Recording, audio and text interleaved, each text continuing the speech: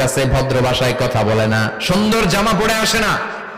কালো কুচকুচে চেহারা, ভয়ঙ্কর একটা রূপ নিয়ে, আকৃতি নিয়ে ইসলাম বিরোধীদের মাথার সামনে আসে, দুর্গন্ধযুক্ত চেহারার দেহ নিয়ে ধমক দিয়ে বলে, ও পাপাত্তা, ইয়া আইয়াতুহান নাফসুল খাবিসা উখরুজি ইলা গাদাবিল্লাহ, হে পাপাত্তা, আল্লাহর রাগ, ক্রোধ আর গজবের দিকে বের হয়ে আয়। মুমিনের আত্মা বলার সাথে সাথে যেমনি মুমিনের দেহ থেকে বের হয়ে জান্নাতি কাফনের ভেতরে ঢোকে, কাফেরদের আত্মাও কি এরকম তাড়াতাড়ি বেরোতে চায় নাকি? কাফেরদের আত্মা বেরোতে চায় না, ডানে দৌড়, বায়ে দৌড়, সামনে দৌড়, পেছনে দৌড়, আহা,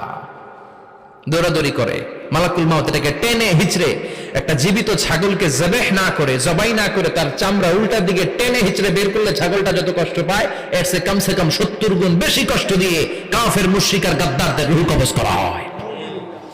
আল্লাহ